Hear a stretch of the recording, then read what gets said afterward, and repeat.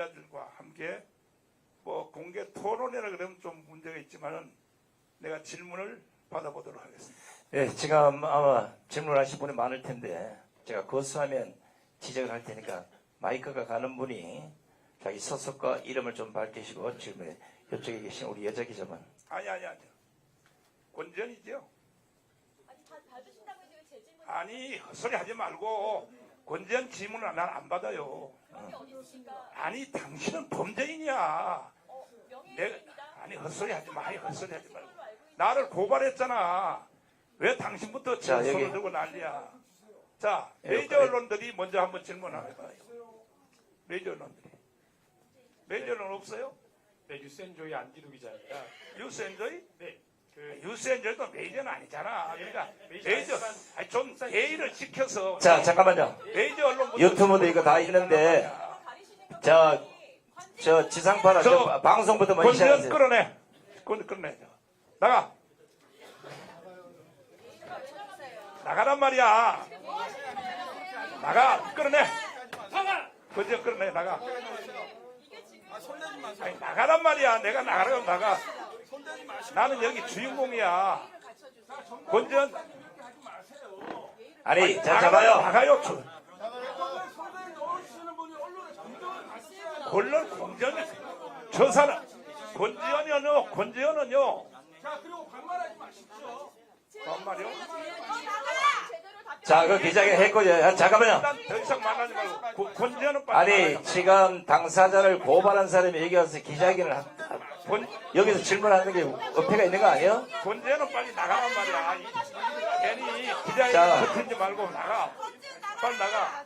우리 저 경호원들 빨리 권지현 저 처방시켜. 자, 만약에 이런 식 되면 질문 안 받겠습니다. 자, 아니, 순서를 이렇게 하시죠. 지상파나 중앙방송, 그 메이저 언론이 먼저 순서를 가는 게 아니에요. 편리상, 그렇게 하시고, 잠깐만요. 아, 차별한다고 얘기를 내가 예지 드리잖아요. 아니 지금 소속이 어디예요? 아니 지금 소속이 어디냐고. 소속부터 밝히라고. 아니 말하기 전에 소속부터 얘기해봐요. 소속. 아니 소속부터 얘기하려니까. 뭐라고요? 자, 인터넷 기자 협회장입니다. 인터넷 기자협회장? 인터넷 기자협회장은 저기 신혜식인데. 목사님, 아니 자, 방송, 신문, 인터넷은 똑같은 언론입니다. 이렇게 차별하고 편파적으로 하시면 됩니까? 아니 근데 편파적으로 한 게 아니고 나는 권지현만 나가라 그랬어요. 아니 선생님은 여기 계시라고. 아니 선생님은 계시고 권지현 빨리 나가요. 권지현 나가기 전에는 아니, 이거 인터넷 기자협회, 잠깐만요. 잠깐만요. 선생님은 이따가 정식 질문하시고. 아니, 이거 봐요. 그 인터넷 기자협회 회장이요?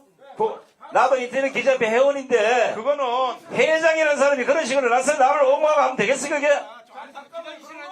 아니 이따가 오만한 당사자니까 나가는데 당신이 왜 이러쓰냐고. 질문을 바른 거는 손을 들면 내가 차례대로 지목해준다 그랬잖아요, 분명히.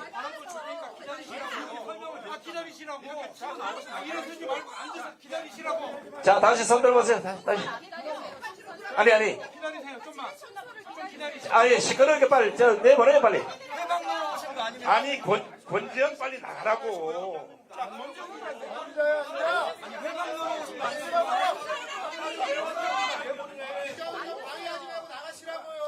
내가 나를 고발한 사람이 왜 여기 와서 앉아 있어? 뭐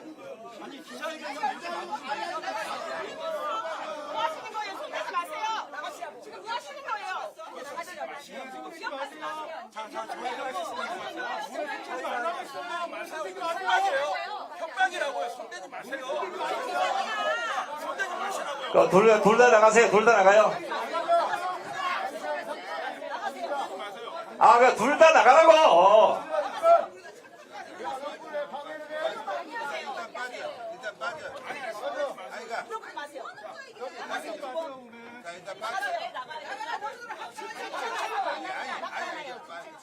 그런 게 어디 있습니까? 나가. 자, 강요하지 마시고 강요죄예요.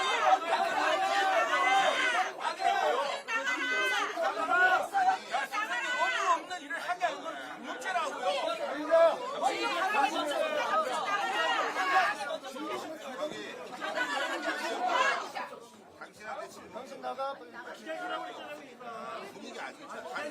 아니 발언권을 주는 것도 여기서 얘기를 했잖아요. 순서상 이렇게 한다고 얘기를 했잖아.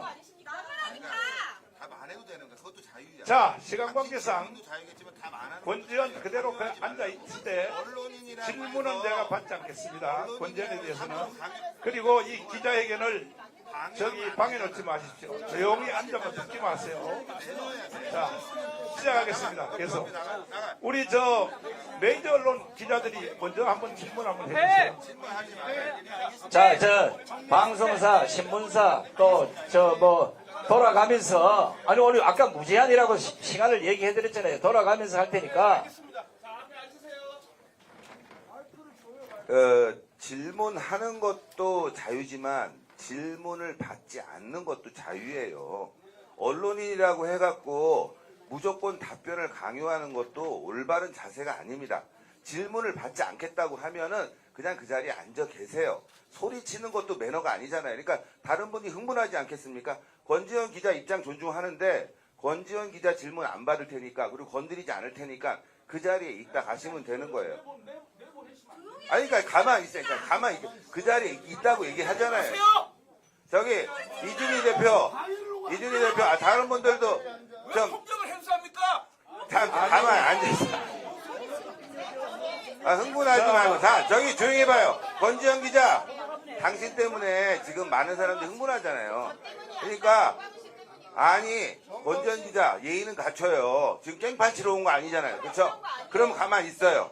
질문할 자유도 있겠지만 질문 안 받을 자유도 있는 거예요. 당신 형사 아니야. 그러니까 가만히 있어.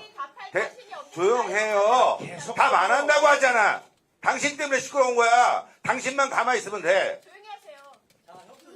자, 저 말 들으세요. 여기 아마 저보다가 고참은 없는 것 같은데 저도 신문밥 30 넘게 먹었어요. 그런 예의는 안 되는 거고 본인이 했는데 당사자가 얘기를 안 하겠다면 알겠으면 앉으면 되지. 뭘 그렇게 따지고 있어요. 자, 그 다음에. 그만해 이제 됐으니 그만하고 이제 자, 아니. 아니. 메이저 언론부터 먼저 한번 질문해봐요. 메이저 언론 여기 다 오셨잖아요. 예 여기 네. 앞에 계시면. 네, 세계일보의 구균진 기자라고 합니다. 네. 전 목사님이 네. 2019년 10월에 공직선거법 위반으로 징역 6월에 집행유예 2년형 확정되신 걸로 알고 있는데 네. 이제 선거법상 집행유예가 확정되면은 그 10년 정도 피선거권 박탈되는 걸로 알고 있어요. 그렇게 네. 되면 이번에 이제 사실 출마를 못 하시지 않나. 네, 그래서 일각에서는 이게 정말 대선 출마를 위한 게 아니라 이제 이런 범죄 혐의 등에 대해서 좀 정치적 탄압이라고 프레임을 씌우기 위한 용도로 이 자리를 좀 이렇게 마련하시고 하신 게 아닌가 이런 분석도 나오는데 어떻게 보시는지 궁금하고요. 그리고 실제로 대선 출마가 가능하다고 보시는지도 좀 궁금합니다. 네. 질문을 하려면 이렇게 품위 있게 이렇게 질문을 하셔야 되는 거야. 응? 자, 제가 거기에 대해서 대답을 드리겠습니다. 저는 문재인 정부 때 사실 저는 중환자에 있어요. 중환자실에 있다가 우리 변호인단들이 그냥 재판석에 갔다가 오면 되니까 이건 아무것도 아니니까 해서 나는 변호인단의 말을 듣고 갔더니 세상에 좌파 판사가 법정 구속을 딱 시켰어요. 그때에 저는요, 그 세브란스에서 수술을 받고 목 수술을 받아서 양쪽 팔도 못 들었어요. 밥도 우리 집사람이 먹여주는 거예요. 밥도 세수도. 그런 상태에서 내가 동부구치소에 구속이 됐습니다. 구속이 되니까 누가 나를 밥 먹여줍니까? 그래서 지금 현재 우리 교회에 나오고 있지만 내 깜빵 동기, 성경적으로 말하면 오네시모입니다. 오네시모. 그분이 제 밥을 다 먹여주고 세수도 다 시켜줬어. 그래서 내가 2달 동안 감옥을 살았습니다. 선거법 위반 혐의로. 사실은 이 선거법 위반 혐의도 문자 메시지 보낸 것 때문인데 그것도 사실은 문자 메시지 보낸 것은 누구냐? 우리 교회 사무원이 보냈습니다. 근데 우리 교회 사무원을 내가 처벌받기를 할 수 없어서 내가 했다고 거짓말한 겁니다. 내가 했다고. 목자가 안 돼 보면요, 목사가 안 돼 보면 성도들에 대한 사랑에 대해서 느끼지를 못합니다. 그래서 제가 했다고 해서 제가 구속이 된 겁니다. 사실은 우리 사무원들이 보낸 겁니다. 문자 메시지를. 그래서 2달 만에 고등법원에서 이제 그 1년 6개월 징역 2년 집행유예로 제가 풀려나게 된 것입니다. 이것이 첫 번째 제가 구속된 것입니다. 그러다가 문재인 대통령 시절에 좌파단체, 뭐 좌파단체라면 누군지 다 아시죠? 혹시 평안나무에서 오셨나요? 나를 76개 혐의로 고발했어요. 제목이 뭐냐? 내란 선동 혐의, 그 다음에 집시법 위반, 선거법 위반, 그 다음에 명예훼손, 76개 혐의로 구속이 됐는데 1심에서 완전히 무죄됐습니다. 그 무죄 판결문을 저는 조중동에다가 정령 광고를 사서 다 냈습니다. 다시는 이런 사건으로 나를 고발하지 말아라. 그 다음에 2심에도 무죄가 됐습니다. 자, 판결문 한번 띄워주시죠. 보세요. 이걸 내가 조중동에다 광고 낸 거예요. 광고 낸 거. 이런 제목으로는 다시는 나를 고발하지 말아라. 그 다음에 대법원에까지 확정이 됐는데 이 판결문의 핵심은 뭐냐? 1심부터 인간에게는 최소한 숨쉴 공간을 줘야 된다. 이것은 미국의 판례를 도입한 겁니다. 사람에게는 최소한 숨쉴 공간을 줘야 된다. 이것이 핵심입니다. 그러니까 선거에 대해서 발언했다 할지라도 사람이 자기 의견을 충분히 표현할 수 있는 공간을 줘야 된다. 그래서 이것이 완전히 무죄가 된 겁니다. 그러면 사실은 처음에 내가 구속됐을 때는 고등법원에서 끝났습니다. 내가 항소 안 했습니다. 대법원으로. 그걸로 끝났습니다. 그리고 이번에 구속된 것은 문재인 때 구속된 것은 내란 선동행, 지시법이나 선거법 위반, 그 다음에 이런 6개 혐의로 구속됐는데 이거는 대법원까지 다 판례로 확정된 겁니다. 그러면 대법원의 판례는요, 헌법과 거의 비슷한 권위를 갖고 있습니다. 그럼 대법원에까지 확정이 됐는데 내가 왜 선거에 못 나갑니까? 앞에 거는 사실은요, 무효라고 봐야 됩니다. 아까 내가 말씀드렸죠. 사실은 문자 메시지 보낸 것도 내가 보낸 게 아니라 목사가 사무원을 처벌받지 않기 위해서 내가 했다고 한 겁니다. 목사가 안 돼 보면요, 성도들의 심정을 모릅니다. 그래서 저는 얼마든지 선거에 출마할 수 있고, 그리고 우리도 수원의 메스 제일 넓은 킨텍스 다음으로 넓은 거기서 우리가 전당대회를 다음 주 화요일 날 개최를 해서 거기서 경선으로 뭐 누구든지 자유통일당 당원들 중에서 나올 사람은 나오시고 해서 경선으로 우리는 나는 반드시 나갈 것입니다. 해서 선발을 할 것입니다. 자, 다음 질문 또 있습니다. 자, 다음 질문 하실 분.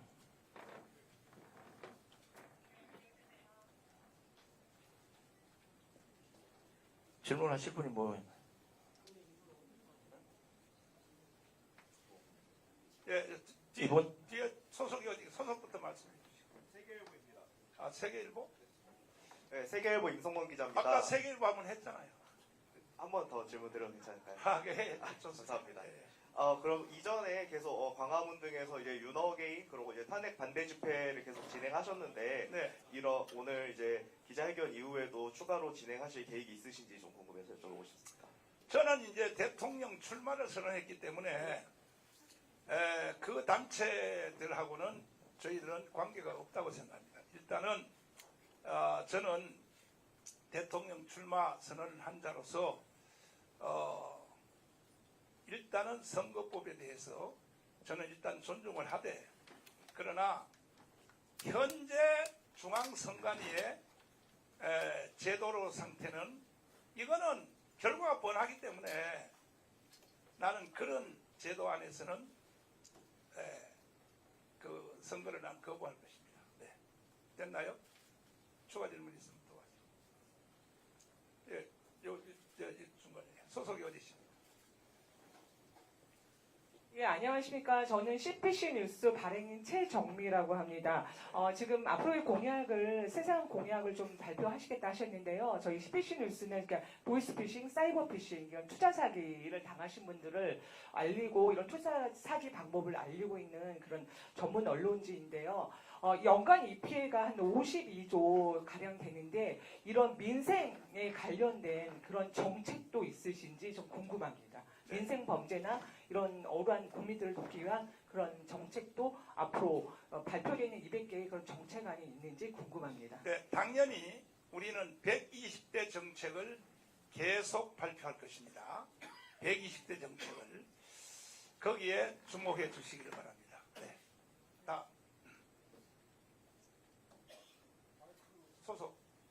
소속이 어디 있습니까? 유스엔저? 유스엔저이 나하고 관계가 별로 안 좋네. 자, 내가 농담으로 한 말입니다. 네, 말씀하시죠. 그러면 22일까지 그 자유통일당 그 대통령 후보 네. 그 모집이었는데 그때 등록을 하신 건지 궁금하고요. 그 등록 당시에 그 피선거권이 제한이 되어 있는지 그 확인하는 서약서가 있는데 그것도 서명하셨는지 궁금하고, 만약에 이제 피선거권이 없다고 나중에 출마가 무효가 되시면 어떻게 보면 당 입장에서는 피해를 입는 건데 당에서 어떤 재반 조치를 하면 그거에 대해서도 감수하실 생각인지 좀 궁금합니다. 제가 아까 충분히 말씀을 다 드렸는데 제가 대법원까지 사실 무죄를 받았어요. 선거법 위반에 대해서. 그러면 앞에 것은 무효입니다. 이거는 사실 재심에 대한 이런 효과가 있는 것입니다. 대법원까지 제가 선거법에 대해서 무죄를 받은 거예요. 그래서 그것으로 제가 대답을 다 하겠습니다. 예. 다음. 다른 질문 없어요? 아니, 내가 시간도 무제한, 주제도 무제한으로 한다는 거죠. 우선 질문했습니다. 네, 말씀하세요. 소속.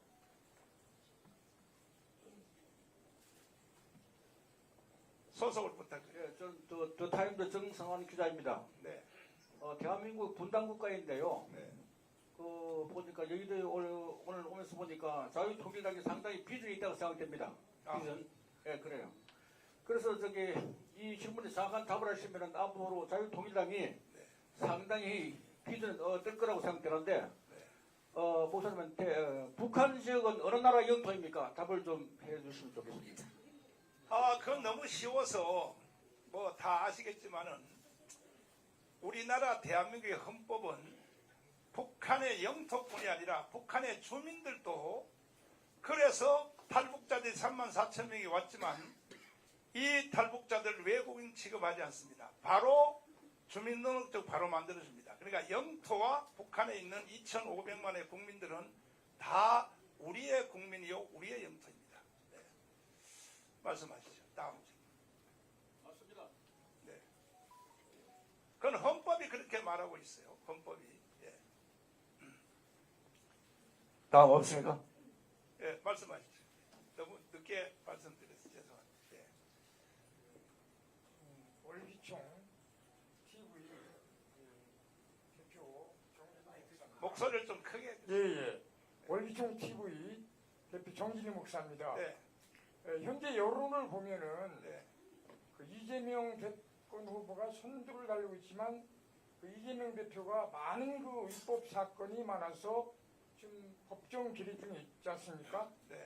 그래서 6월 3일 그 대선 전에 출마할 수 없는 그 범죄 선고가 나올 수도 있고, 또 만약 그 대통령 당선 후에 범죄 결과가 심각하게 나오면 그 대선을 또 해야 될 수 있다는 네. 그런 그 여론이 있습니다. 네.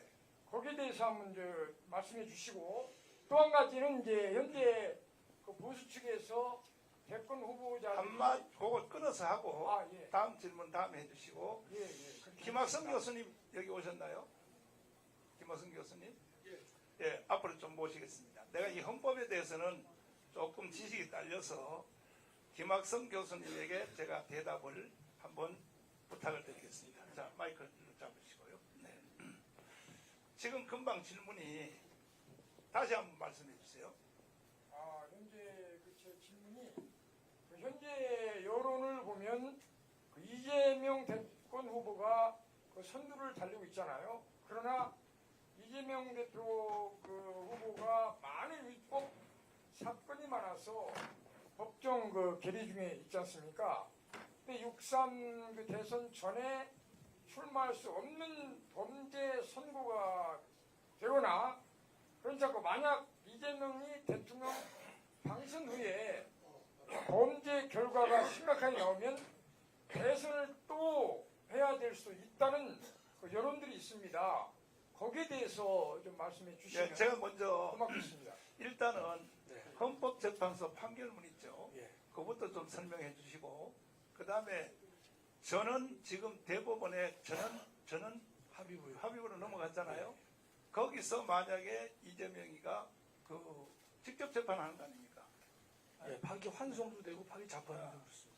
했을 때 그렇게 되면 이재명은 출마할 수 없지 않느냐, 그 질문이거든요. 네. 두 가지를 한번 대답을 해주세요. 그 선거 끝난 다음에도 가운데서 재판이 계속되느냐 이런 질문이 있는데, 지금 대법원에 아시다시피 대법원에서 전원 합의부에서 이제 이재명 사건을 선거법 위반 사건을 심리하기로 했는데 하고 있죠. 그것은 이제 파기 환송이나 파기 자판 뭐 이런 등등의 경우가 예상되는데, 저는 가능한 한 일찍이 그 후보 등록 전까지 대법원 결정이 나와서 전국을 안정시켜 주면 좋겠다 이렇게 말씀드리겠고, 또 하나는 결정이 나오지 않거나 미루어져서 대통령 선거에서 이재명 씨가 대통령으로 당선이 됐다. 그런 경우에는 재판을 계속할 수 있느냐? 그건 당연히 계속하는 겁니다. 많은 학자들이 헌법 84조를 얘기하고 있는데 그렇지 않아요. 헌법 68조 2항에 정확하게 나와 있습니다. 68조 2항에. 자, 제가 좀 볼게요. 이게 헌법 조문입니다. 대통령이 고리된 때, 두 개의 문장인데, 고리된 때에는 제일 마지막 줄에 60일 이내에 후임자를 선고한다. 이건 우리가 지금 문제이기 때문에 생략하고요. 그 다음 문장 보면 대통령 당선자가 사망하거나 판결 기타의 사유로 그 자격을 상실한 때에는 60일 이내에 후임자를 선고한다. 헌법에서 못을 받고 있어요. 그 대통령으로 당선된 사람이 사망한 경우에도 후임을 뽑아야 될 것이고, 그 다음 문장을 보면 판결 기타의 사유로 자격을 상실한 때에는 그랬으니까 대통령이 당선된다 하더라도 진행 중인 소송 사건은 중단되지 않는다. 그 헌법에 명백히 되어 있잖아요. 헌법 84조에 의해서 이 문제를 해결하는 것이 아니라 이미 68조 2항에 의해서 헌법은 내용을 밝히고 있어요. 당선자가 사망하거나 판결 기타의 사유로 판결이 되어 있으니까 그 말은 진행 중인 소송 사건은 계속 유지가 될 것이다. 그래서 아마 이것이 이번 선거에서도 크게 쟁점으로 부각될 수가 있습니다. 왜냐하면 판결 기타의 사유로 자격을 상실하면 60일 다시 뽑게 되면요, 대선을 또 한 번 또 하게 되는 것이에요. 큰 쟁점으로 될 것을 봅니다. 그 질문에 대한 답이고요. 우선 뭐 헌재 결정. 네, 결정문. 그 내용이 목소리 좀 길잖아요. 간단하게 했습니다. 간단하게. 예. 제가 이제 헌재 이번 그 탄핵 인용 결정에 대해서 제가 글도 발표했지만, 저는 이게 정의를 외면한 것이고 판결이라기보다는 휴지다 이렇게 제가 글을 썼습니다. 간단하게 말씀드릴게요. 절차상의 문제는 국회에서 탄핵소추 의결을 받을 때에는 내란을 80% 적용하더니만 정작 헌재에 가서는 심판 청구서에서는 내란적 혐의를 뺐다고 하는 것은 동일성을 상실했기 때문에 다시 국회를 돌려보내서 재의결을 받도록 하거나 또는 각하를 해야 옳다 이런 생각을 하고 있고요. 본안에 대해서는요 5가지 쟁점이었거든요. 비상겸이 위헌이냐, 포고령 1호가 위헌이냐, 국회에 대한 계엄군 투입이 잘못된 것이냐, 또 이 정치인 체포, 중앙선관위의 압수수색 이 5가지 쟁점을 가지고 헌재가 판단을 했는데 비상계엄이 위헌이다 아니다라는 문제는요. 이 비상계엄 선포는 헌법 77조에 의해서 대통령에게 행사 권한을 일임하고 있는 것이고 고도의 정치적 결단이기 때문에 사법부가 적극적으로 판단해서는 안 된다라고 하는 것이 헌법학자들의 지배적 입장입니다. 저도 같은 생각을 하고 있어요. 즉 상황 요건, 전시, 사변, 기타 이에 준하는 국가 비상사태인가 아닌가의 문제는 저나 여러분들도 지금이 그런 상황이 아니지 않느냐라고 판단할 수는 있지만 그러나 법적 판단 권한은 대통령에 있기 때문에 상황 요건에 대한 적극적 판단은 매우 부적절하다고 좀 생각을 하는 것이고 또 절차와 관련돼서 국무회의 또 부서 국회에 대한 통지 의무가 잘못됐다 위법이다 그런 말을 하는데 국무회의를 했지요. 그러나 비상적 방법으로 했을 뿐입니다. 이상민 행안부 장관이 뭐랬냐면 그 사람이 국무위원회 정족수가 찰 때까지 대통령은 기다렸다고 얘기를 하는 거 보면 비록 평상적인 국무회의와는 다르지만 국무회의를 하려고 했다는 것이죠. 또 국무회의는 심의기관이기 때문에 그렇게 매우 중요한 것은 아닙니다. 그 다음에 부서는 사후부서도 가능하고 국회에 대한 통지 의무를 안 했다고 그러는데 지금 대통령께서는 12월 3일 밤 10시 반에 전 언론을 통해 가지고 계엄 선포를 발령하셨거든요. 이제껏 제가 아는 비상계엄은 이제부터 비상계엄을 선포하겠다라고 행한 이 비상계엄은 단 한 건도 없습니다. 그러니까 이미 다 알려졌기 때문에 통지를 하지 않았다라고 보이는 것이고 두 번째 포고령 1호에 대해서도 포고령 1호가 핵심이 뭔가면 국회의 정치활동을 금하고 정당의 정당활동을 일체 금한다.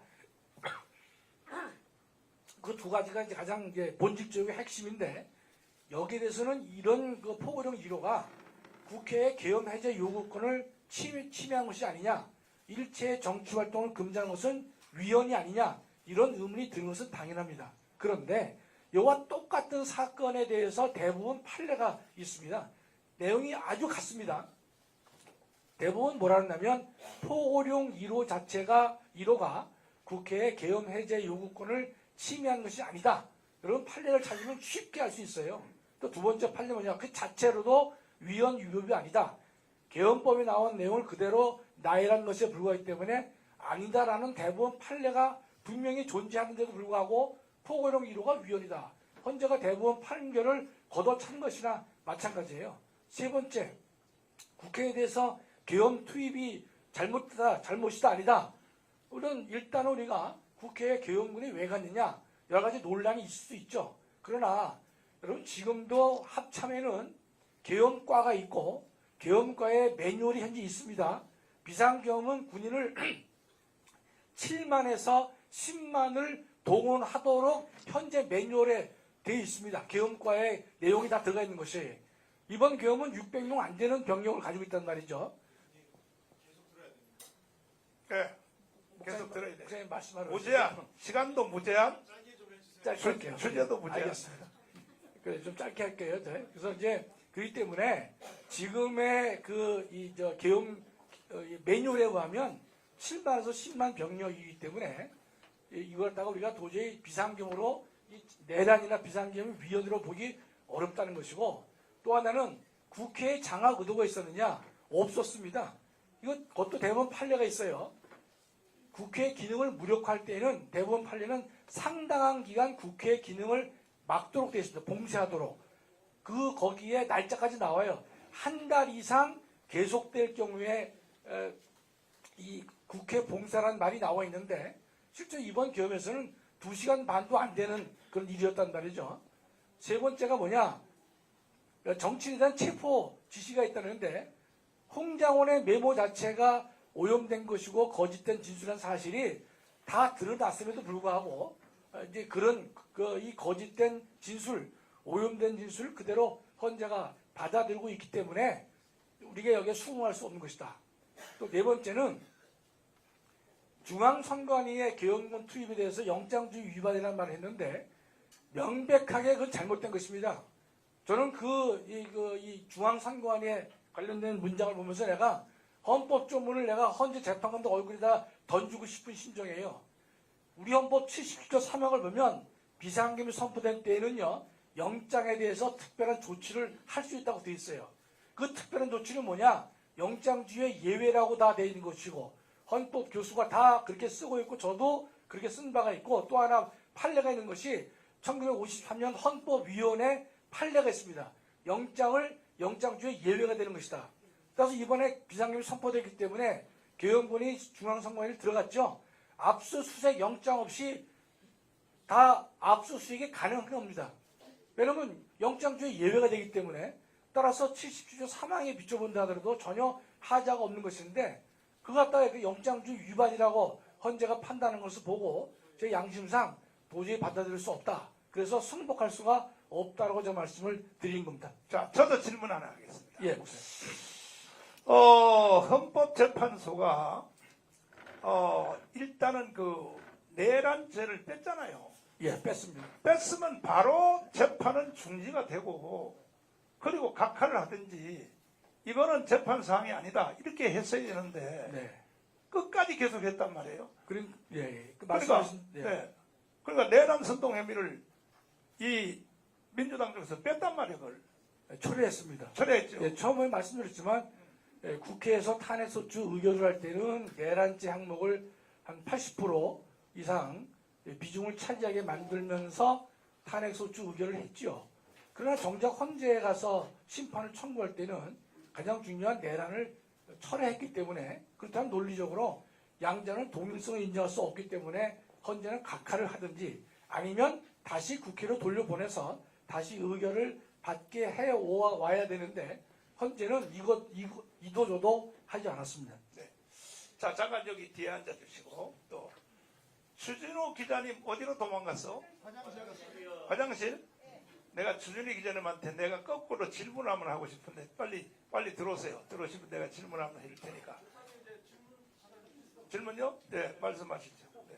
소속사를 먼저 말씀해 주시죠. 소속사를.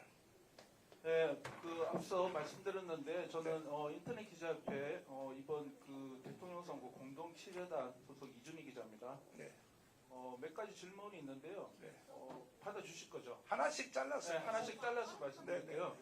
그 앞서 여러 그 기자분들이 그 질문했던 피선거권에 관한 논란 부분은 2018년 8월에 확정된 부분인데요.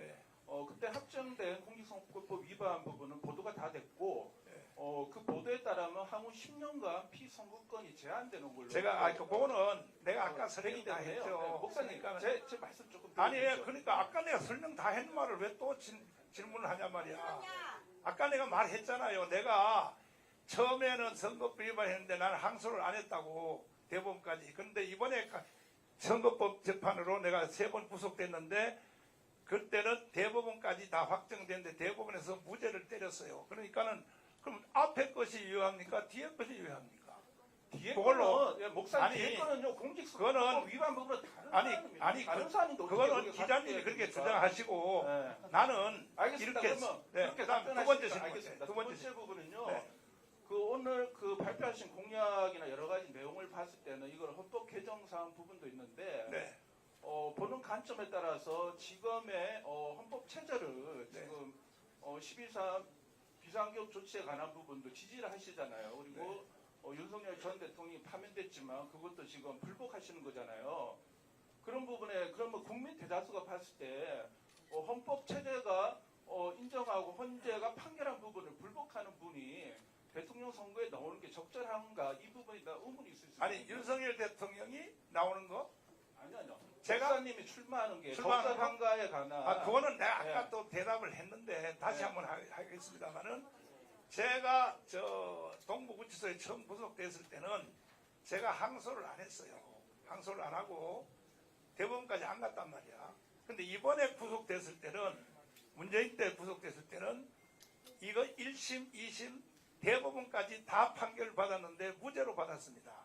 그래서 나는 선거에 나갈 수 있다. 이걸로 대답을 하겠습니다. 자, 또 다른 질문. 두 가지만 더 드리겠습니다. 네, 아까 공약에서 아니 무제한 토론이라고 얘기하시고 목사님이 질문을 받는다고 하셨잖아요. 예, 그래. 세 번째 얘기, 세 번째. 그 아까 공약 말씀하시면서 네. 목사님의 공약을 받는 여야 정당 어디와는 연대할 수 있다 이런 입장을 표명을 하셨잖아요. 그렇습니다. 지난 대선에서도 김경재 후보를 초기에 지지하다가 윤석열 후보를 지지한 걸로 그렇게 이제 보도가 된 걸로 알고 있는데요. 네. 그 과정에서 처음에 지지하던 후보에 대한 지지를 철회하시고 윤석열 후보를 지지하는 과정에 윤석열 후보가 뭐 이후에 뭔가를 약속한다든지 뭐 이런 것들 그런 것들이 있었는지에 관한 그 의구심이 있는 것 같아요. 윤석열 조금 해명해 주시면 좋을 것 일단 같습니다. 뒷부분 말씀드리면 윤석열 대통령의 지시를 받았냐 이 말이죠. 지시라는 그런 뜻이 아니고요. 네. 그 이후에 지금 윤석열 정부가 들어선 이후에도 네. 윤석열 대통령을 계속적으로 지지를 해 오시잖아요. 그렇습니다. 그 입장을 옹호해 왔고 네. 그렇다면 일반 시민들 국민들이 보기에는 상식적으로 네. 윤석열 대통령 뭔가를 보장해 주거나 그러지 않았다는 그런 시각이 있을 수 있잖아요. 제가 말씀드릴게요. 아니, 제가 대답 드릴게요. 제가 대답 드릴게요. 제가 윤석열 대통령을 선거운동 할 때부터 지지한 이유는 경북 대구에 가서 연설하는 걸 보고, 야, 저 사람이 대통령 되겠구나. 내가 거기서 사실 꽂혔고, 그 다음에 마지막은 작년 8월 15일 날 해방의 마지막은 자유통일이다 하는 연설을 했어요. 세종문화회관에서. 그래서 이야, 이 사람 대단한 사람이구나. 그리고 윤석열 대통령이 그 계엄령을 선포할 때 뒤에 그 영상 한번 들어봐 주시면, 뒷부분을 한번 들어봐 주시면 이렇게 말을 했어요. 계엄령을 왜 해야 되느냐에 대해서. 그래서 내가 윤석열 대통령에 대한 정책을 난 이어간다. 왜? 우리의 목표는 자유통일입니다. 자유통일. 그러니까 윤석열 대통령의 정책이나 제 정책이 거의 같아요. 거의 같기 때문에 자, 한번 들어봐 주세요. 직접 한번 보세요. 저는 북한 공산 세력의 위협으로부터 자유 대한민국을 수호하고 우리 국민의 자유와 행복을 약탈하고 있는 파렴치한 종북 반국가 세력들을 일거에 척결하고 자유 헌정 질서를 지키기 위해 비상계엄을 선포합니다. 자, 앞에 무슨 더불어민주당이 제기한 무슨 추천한 사람 그것은 전부 부재고 실제로 계엄령의 마지막 결론은 이겁니다. 반국가주의자, 공산주의자들을 척결하기 위하여 계엄령을 선포했다는 겁니다. 그래서 난 여기에 동의하는 것입니다. 자, 다른 질문 또. 네. 지금 목사님이 여러 가지 사업체와 관련된 이런 네. 것들을 하고 계신 걸 알고 있는데 그렇죠. 그 중에는 두 개의 인터넷 언론사가 포함되어 있거든요. 네. 그리고 아시겠지만 이 명태균 게이트 논란과 관련해서도 네. 이 언론사와 그리고 언론사를 이용한 네. 선거 여론 조사에 개입하거나 이걸 인위적으로 조작하거나 네. 이런 부분이 문제가 됐고 지금 검찰이 구속됐다가 지금 보수로 나와서 수사가 계속 진행되고 있는 상황 아닙니까? 누가요? 명태균 씨요. 아, 명태균. 네. 근데 목사님이 그 관련된 그 네. 두 개의 인터넷 신문사가 직접적으로 목사님의 자녀분이라든지 네. 이렇게 관여가 되어 있는 걸로 알고 있는데요.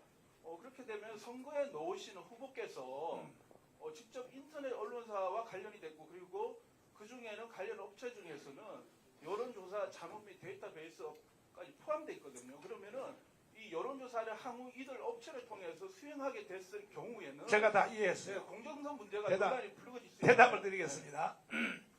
저는 목회를 40년, 50년을 하면서 정말 제가 은퇴한 목사입니다. 은퇴한 목사인데 내가 목회를 50년 하고 40년 한 것이 너무 너무 허무하더라고요.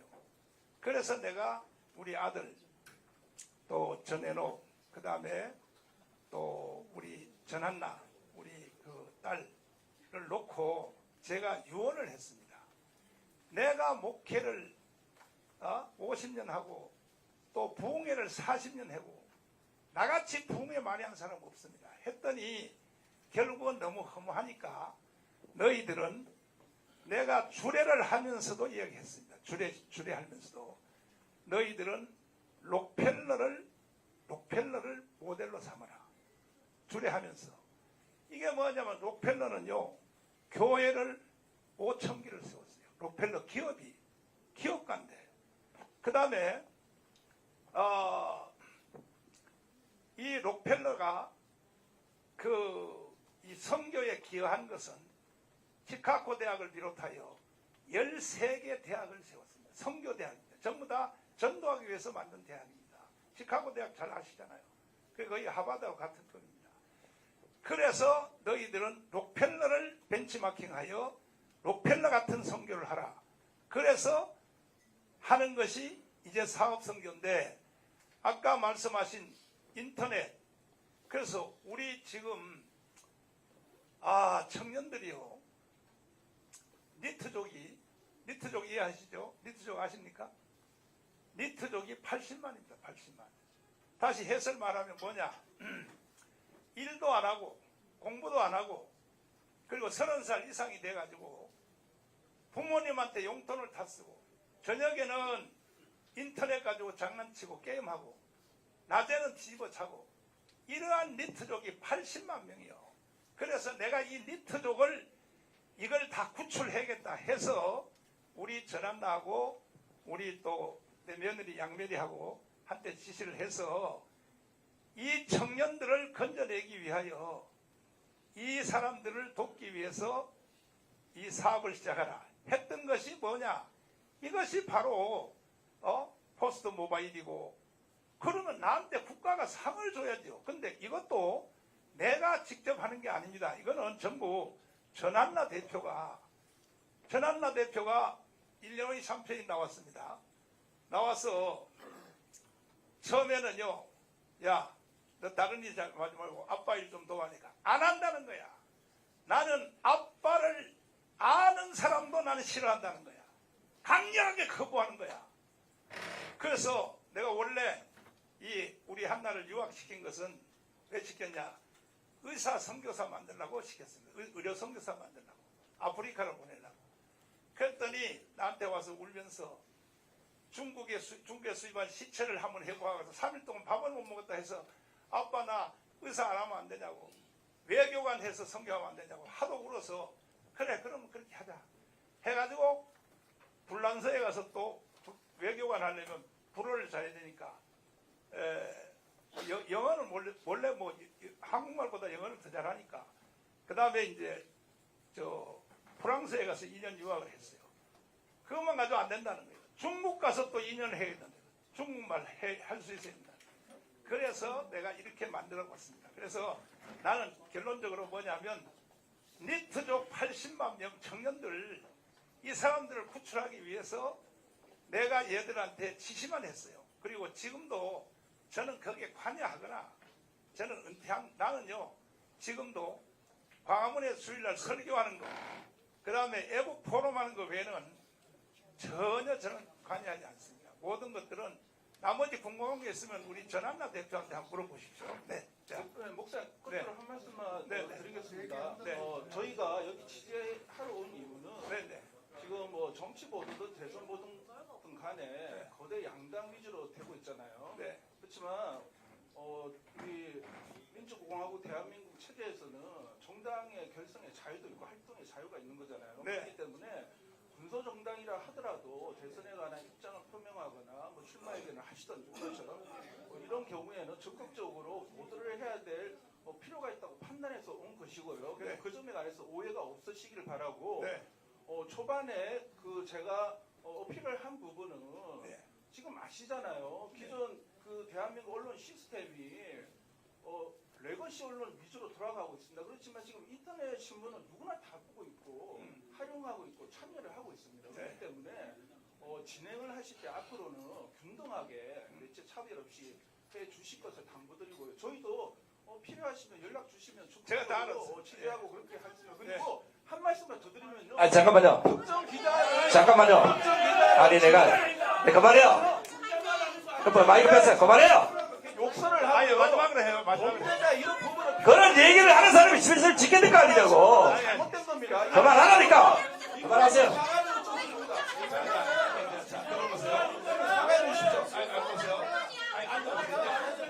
이제 내가 대답해 드릴게요. 제가 아까 말씀드린 것처럼 저는 설교하는 거, 연설하는 거 외에는 아무것도 하는 일이 없어요. 전 몸도 안 좋아요. 그래서 개인적인 질문이 있으면 다음에 언제 나하고 한번 만나고 그리고 나보고 사과하라 그러는데 저는 전혀 사과할 것이 아니고 왜냐하면은 지금 기존 정당의 정치 시스템을 가지고는요 이 나라에 희망이 없어요. 아까 김학성 교수님 말씀했죠. 60일 안에 선거해야 된다. 그래서 우리는 정치 사이클을 내가 아까 처음에 발표했잖아요. 미국식처럼 4년 중임제로 개헌을 하고 그리고 그 후에 대통령 선거를 해도 늦지 않다. 이걸 내가 제안합니다. 4년 중임제로. 그 내가 대답 드렸는데 날 보고 사과하라 그러니까 그 뭘 사과하라는 거야. 아, 예, 잠깐만요. 그래서 이제는 다른 사람들 때문에 시간 관계상 아, 잠깐만요. 이거 좀 얘기를 해야 되겠는데. 아니 계속해서 나한테 주진우 기자님 아니 주진우 기자님 좀 아니 내가 먼저 질문할게요. 예. 기자님은 좌파요 우파요? 중도나 그래야 빨리요. 기자인데 네. 진실을 정의를 따르지. 자 그러면 질문하세요. 목사님 아까 은퇴하셨고 목회만 설교만 관심 있다는 분인데 항상 정치권에서 뒤에서 도와주시던 분인데 이번에는 그렇지 않습니까? 이명박도 박근혜도 윤석열도 뒤에서 도와주셨던 분인데 아니 보통 도운 게 아니지. 그렇죠? 네. 근데 직접 출마하신 이유가 뭡니까? 왜냐하면 이 국민의힘 정당이 이명박도 사실을 구속시켰고 네. 박근혜도 탄핵시켰고 네. 이것이 더불어민주당이 탄핵한 게 아니에요. 예. 국민의힘 정당 안에서 이번에 윤석열 대통령 탄핵된 것도 한동훈이가 한 거예요. 한동훈이가. 네, 알겠습니다. 그러니까 이 정당은 희망이 없다 이 말이에요. 내 말은. 국민의힘 그래서 내가 열받아서 대통령이 내가 직접 출마해서 네. 대한민국의 전체 구조를 새로 내가 만들어야 된다 이렇게 생각합니다. 국민의힘 후보 4명은 안 되겠습니까? 4명이요? 네, 안 되겠습니까? 4명 중에서도 누구든지 아니 이재명 대표까지도 네. 내가 정책을 제안한 이제 앞으로 120개를 계속할 겁니다. 네. 이 정책을 수용하는 사람은 누구든지 나는 연대하겠습니다. 알겠습니다. 네. 한덕수 후보도 지금 이렇게 포함됩니까? 근데 한국수 후보는 아직 출마한다는 그 공식적 입장이 없었잖아요. 그래도 대선 행보를 하고 있는 걸로 보이지 않습니까? 저도 뭐 그렇게 보입니다. 그렇게 보이시죠? 네. 한덕수 후보는 어떠십니까? 한덕수 후보도 만약에 자유우파에서 1인자로 네. 선발이 되면 네. 나는 한덕수 후보하고도 딜을 하려고 합니다. 네. 저 목사님 그래가지고 여권에 있는 그러니까 국민의힘도 한덕수도 이준석 다 모아서 연대해서 이렇게 단일화하려고 이렇게 그거 만드시려고 나오신 거 아닙니까? 아니 그건 아니고 일단 저쪽에서 자기들끼리 뭐 지금 이제 8강에서 4강으로 줄어들었잖아요. 네. 또 자기들끼리 토론회 한다 그래요. 방송 토론회 해서 거기서 1인자가 되면 네. 아마 틀림없이 또 한덕수 후보가 나온다고 하면 거기와 또 1대1 토론을 해서 또 선발할 것 같아요. 예. 그 후에 나는 내 정책을 이걸 그대로 100% 수용해주면 한덕수든지 심지어 내가 이재명에 대해서도 이재명 대표에 대해서도 나는 연대할 수 있다. 내가 이렇게 말했지 않습니까? 지금 목사님의 그러니까 후보님의 공약을 받아들여야 연대할 수 있습니까? 근데 예. 이재명 대표도 그 뭐 대부분 보면 무슨 뭐 물리적 내란을 익히겠다 이런 말은 무리한 말이시죠. 사실은 그 말 다 아시잖아요. 근데 몰라요. 가만히 보면 4년 중임제를 개헌하겠다. 이거는 미리 말을 했어요. 그 나하고 똑같은 거야. 그러니까 내 정책 120개를 다 수용해주면 이재명하고도 난 연대할 수 있다 이 말이에요. 예. 지금 근데 공약 말고 공약을 뛰어넘는 그 연대를 할 수 있는 그런 기준이 있습니까? 아니요, 공약 외에는 다른 건 연대할 수가 없어요. 이 공약이 좀 위헌위법적인 공약이 많아서 헌법을 개정해야 되는 내용들이 많던데요. 아니 그러니까 내가 아까 말을 했잖아요. 헌법을 지금 이번에 6.3 선거 하지 말고 헌법을 개헌하고 그 다음에 대선을 다시 하자. 내가 그렇게 아까 말을 했잖아요. 그건 안 받아주겠죠. 안 받아주면 네. 그러면 정광훈 후보는 계속 가는 겁니까? 아니 당연히 가죠. 당연히 가고 네. 내가 그래서 이 대한민국은 이미 무너졌어요. 끝났다니까요. 끝났는데 이 대한민국을 저는 바로 세우기 위하여 내가 1000만 서명 국민 저항권을 지금 하기 위하여 1000만 서명을 계속 진행하고 있는데 지금 600만이 넘었어요. 400만만 더 하면 이거는요 헌법 위에 권위가 있어요. 왜? 보세요. 이 헌법 위에 권위가 있는 것은 헌법 제1조 1항 혹시 주 기자님 아세요? 몰라요? 내가 가르쳐 줄게요. 대한민국은 민주공화국이답니다. 그 다음에 2항이 뭐냐? 모든 주권은 국민에게 있고 국민입니다. 국민. 이게 국민 저항권입니다. 모든 권력은 국민으로부터 나온다. 헌법재판소가 최고의 권위가 아닌 거예요. 국민이에요. 국민. 그러나 국민이 나 혼자 예를 들어서 저거는 위법이야. 그건 아무 소용이 없어요. 네. 그래서 내가 1000만 조직을 하고 있는 거예요. 1000만 조직하면요. 헌법 위의 권위를 가지고 우리는 명령할 수 있어요. 이해되십니까? 네. 네. 윤 어게인 신당 그러니까 네. 용산 윤석열 그 전 대통령 네. 주변에서 신당을 만들려고 했어요. 네. 그게 좌절되자 네. 정광훈 목사가 자유통일당 후보로 나오신 건 아닙니까? 아, 잘 들어보세요. 그건 아니고 저는 윤석열 대통령한테 내가 불만이 좀 사실 많아요. 왜냐하면은 아니 우리가 강화문에서 윤석열 대통령을 만든 우리가 주인공이에요. 주인공. 그래서 내가 강화문 연설 때도 그래요. 섭섭합니다. 어떻게 나한테 전화도 한 통 안 해주시고 내가 너무 섭섭해. 그런데 윤석열 대통령도 약점이 있어요. 내가 볼 때. 사람 보는 눈이 좀 어두워. 그래서 이번에 계엄령 해보니까 다 배신자가 돼버리니까 세상에 장차관들도 다 배신자가 돼버렸어. 이걸 보고 윤석열 대통령이 이제 믿을 놈이 없구나. 그래서 윤석열 대통령의 정책에 대해서는 저는 아주 동의를 합니다. 네. 다음 또 계속 질문해보세요. 계속 질문을 저기 이제 목사님으로 불러야 됩니까? 후보님으로 불러야 됩니까? 둘 다 불러도 돼요. 근데 저기 둘 다. 대선 후보에 오셨으니까 그 언론에 대해서는 기자회견이잖아요. 그렇지. 기자들의 질문을 다양하게 받고 메이저 마이너면 안 받을 것도 아니잖아요. 소수자 그리고 아니 근데 내가 네. 얘기했잖아요. 순서별로 메이저부터 먼저 해달고 그 다음에는 여기 있는 모든 사람들 질문 다 받을게. 내 받으세요. 시간도 무제한, 네. 그 다음에 주제도 무제한 내가 다 받는다 그랬어요. 자, 한 가지 좀 이해를 좀 구할게요. 이게 지금 기자회견장입니다. 청문회장도 아니고 수사하는 자리가 아니에요. 기자회견과 취지가 또 다르잖아, 그죠? 기자회견장에서는 자기가 궁금한 점이나 후보에게 묻고 후보가 어떤 답변을 하든지 진위 여부는 본인이 돌아가서 취재를 해서 그 사실 여부를 판단해서 보도를 하면 되는 거예요.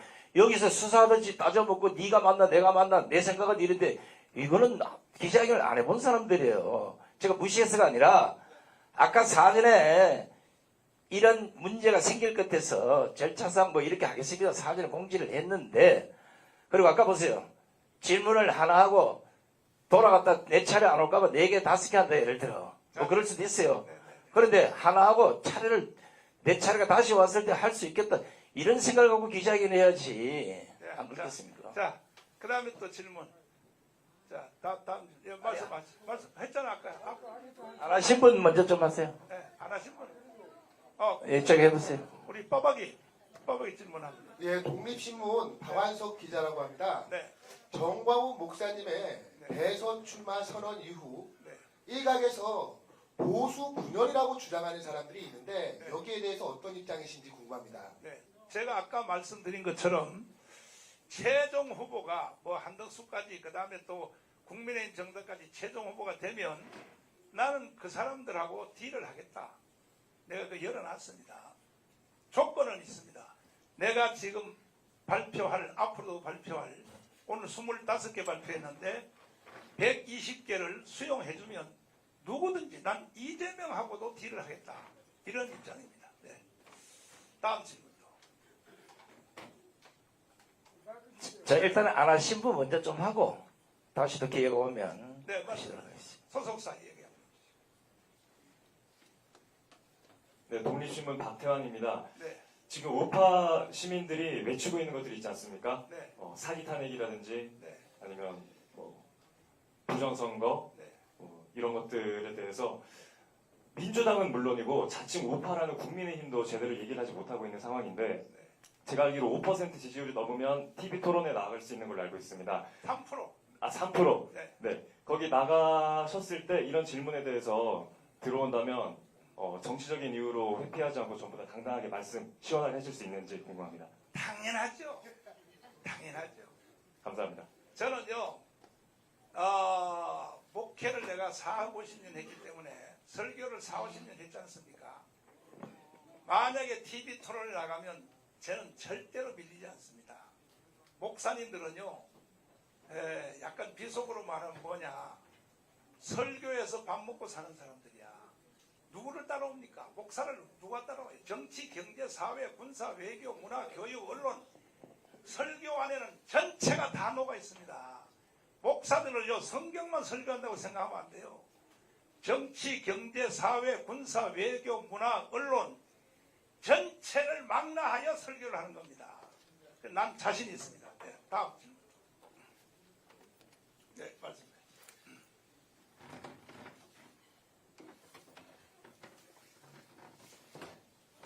충청신문의 김석세 기자입니다. 네. 전 시골 기자가 되나가지고 우선 시골적인 질문 한번 하겠습니다. 예. 지금 거대 양당에서는 그 충청도 표심을 잡기 위해서 그 정부 부처나 아니면 청와대 아니면 그 국회의사당을 지금 충청권 세종으로 옮기겠다고 이렇게들 네. 말하고 있습니다. 네. 목사님의 생각은 거기에 대해서 어떻게 생각하십니까? 이거는 사실은 그 노무현 정부 때 사실은 이것이 구상은 박정희 대통령이 서가기 전에 구상해 놓은 겁니다. 뭐냐, 세종시를 왜 수도권하고 서울하고 저 북한하고 너무 가깝다 이거야. 그러니까 처음에 구상한 것은 박정희 대통령이에요. 세종으로 가야 된다. 이걸 박정희 그거 알고 계시잖아요. 그런데 이것을 이제 그 사실은 그 이용한 사람이 누구냐? 노무현 대통령이에요. 노무현 대통령이 갔는데, 그러나 이 헌법재판소에서 수도권을 세종으로 옮기는 것에 대하여 그 정서법이란 법을 가지고 그걸 수도를 옮기는 것을 헌법재판소에서 사실은 그걸 거부했습니다. 그래서 지금은 헌법을 개정하기 전에는 사실은 갈 수가 없습니다. 현재 법적으로. 그럼에도 불구하고 더불어민주당에서 뭐 국회의사당을 글로 옮기겠다. 이건 위헌입니다. 다 위헌입니다. 대답이 됐습니까? 한 가지만 더 질문할까요? 네. 이 경제 문제에 대해서 잠깐 질문하겠습니다. 네. 만약에 목사님께서 대통령이 되신다면 네. 이제 한국 경제를 우선 살리는 것이 가장 큰 원칙이라고 보고 있거든요. 그렇습니다. 그런데 지금 우리나라의 가장 큰 그 문제점이라고 본다면은 제가 생각하기로는 우리나라의 많은 사람들이 특허 개발이나 신기술 개발을 상당히 많이 개인적으로도 하고 있습니다. 그렇습니다.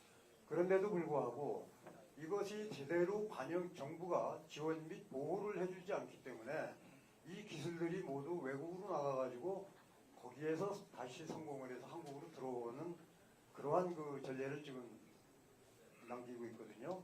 거기에 대해서 만약에 이러한 그 특허 기술자 이제 개발자들이나 이런 사람들의 보호 원칙이라든가 기술 지원을 충분히 할 수가 있겠는지요?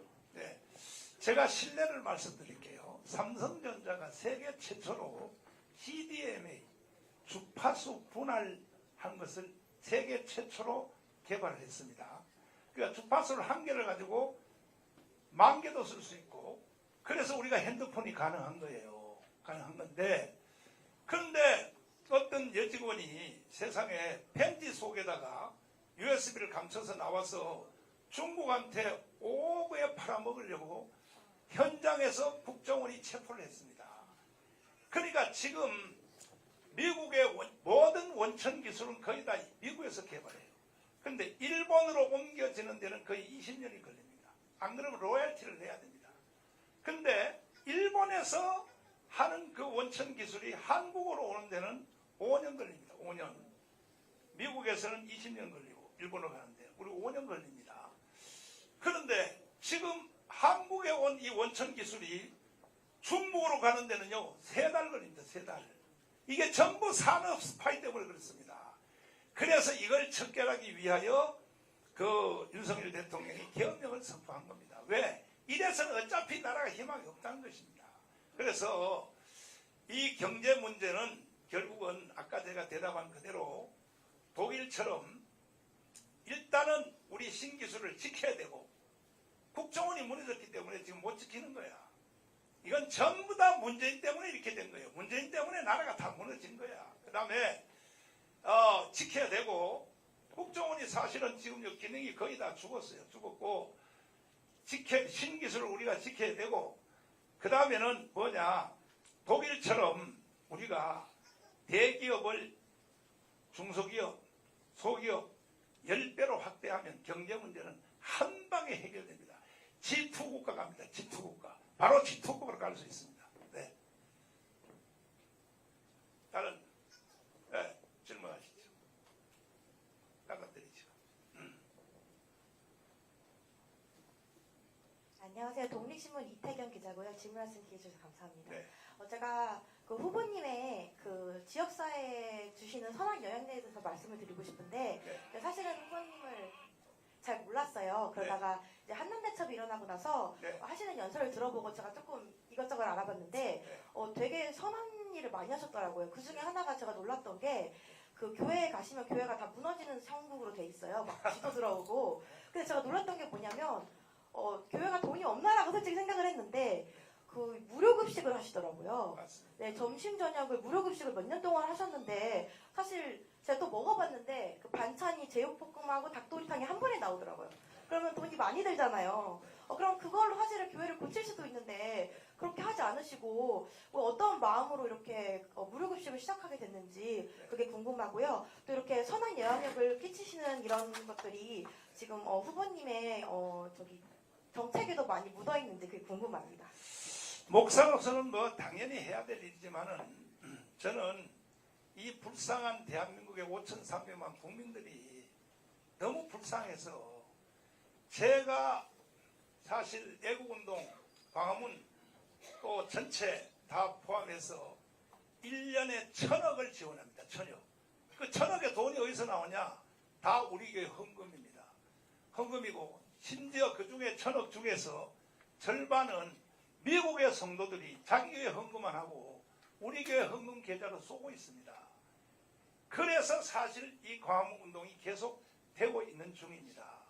그래서 저는 최후의 목표는 자유통일이고, 대한민국을 G2 국가로, 만약에 G1으로 간다 그러면 미국이 기분 나빠하니까 G2 국가로 간다. 이것이 저의 목표입니다. 네. 네. 또 다른 질문? 네, 마이크 갖다 주세요. 또 제가 궁금한 점은 그 문재인 전 대통령님의 그 국가보안법 관련해서 USB 관련해서 목사님께서 열심히 싸우시는 걸로 제가 알고 있거든요. 그래서 제가 보니까 그 USB 안에 담긴 내용이 국가에 공개됐을 경우 국가에 알아들었어요? 예. 혹시 구조환 변호사님 오셨나요? 오세요. 요거는 구조환 변호사님이 설명을 한번 해주시는데, USB 내용입니다. 이 국가 기밀이 심각한 사항을 김정은에게 넘겨줬단 말이야. 이것은 우리 구조화 변호사님이 끝까지 추적하여 지금 재판을 계속하고 있고 1심, 2심도 이겼고 이제 대법원 판례만 남았습니다. 그러면 그야말로 저 이재명 대표의 표현대로 말하면 누구든지 체포하면 됩니다. 문재인은 누구든지. 자, 설명해 주세요. 예, 그 질문 취지가 어떤 거였죠? 아니, 거기에 대해서 아, 그 안에 담긴 내용이 국가의 저해가 돼서 공개되지 않는다고 하는데 혹시 내용이 공개될 수가 있는지? 예, 예. 그 제가 USB 사건에 대해서 형사 고소 그리고 통일부에 정보공개 청구를 한 것이 2023년 봄경에 했습니다. 그래서 통일부에서는 제 정보공개 청구에 대해서 국가기밀사항이 있기 때문에 국가안전보장, 통일, 외교, 국방상 국가에 중대한 손해가 끼친다는 이유로 비공개 결정을 했고요. 제가 거기에 대해서 다퉈서 행정소송을 해서 서울행정법원 그리고 서울고등법원 1, 2심을 거치면서 그 판사 총 6명이 직접 통일부에 방문을 해서 그 USB 내용을 다 보고 판결하기를 통일부와 마찬가지로 국가기밀사항이 심각해서 이거는 공개할 수 없는 사항이다라고 판결을 내렸습니다. 즉 그 말은 다시 말하면 행정법원과 서울고등법원은 문재인 전 대통령을 간첩으로 규정한 것과 마찬가지다라고 판단을 하고 있고요. 뭐 실제로 국가기밀을 수집해서 적국에 넘기는 것을 간첩죄로 대법원은 명확하게 규정을 하고 있습니다. 그리고 현재는 그 사건이 대법원에 가 있는 상태고 지난달 말부터 대법원이 그 법리 검토에 시작을 했습니다. 특수 1부에서 지금 심리를 하고 있고요. 거기에서도 마찬가지로 국가기밀이 심각하다라는 판결이 나온다면 그러면 당연히 문재인은 간첩으로 대법원 확정 판결을 받게 되는 것이고 또 오늘 문재인은 또 뇌물죄로 서울중앙지검에 또 별도로 기소가 됐죠. 그래서 이 USB에 대해서 형사고소권 같은 경우는 지금 서울경찰청을 거쳐서 서울중앙지검에 계류되어 있습니다. 현재 1년 8개월 동안 아직 수사를 안 하고 있어요. 네, 그래서 여기에 대해서도 저는 서울중앙지검에 문재인에 대한 USB 간첩죄와 이적죄 고발 사건에 대해서 수사를 강력하게 해줄 것을 촉구를 드리고 대법원 역시 마찬가지로 국가기밀이 있는지 여부와는 별도로 국민의 알 권리 차원에서 우리 국민들에게 이것을 공개해 줄 것을 그렇게 판결해 줄 것을 저는 촉구를 드립니다. 네. 그 영상을 한번 직접 한번 보여주세요. 자, USB 넘기는 이 판문점에서 문재인이가 USB를 난 문재인 대통령이라고 부를 수 없어요. 자, 한번 보세요. 영상 보시죠. 어느 정상회담에서 배석자가 없이 둘이서 이것도 바깥에 나가서 귓속말로 USB를 넘겨줬단 말이야.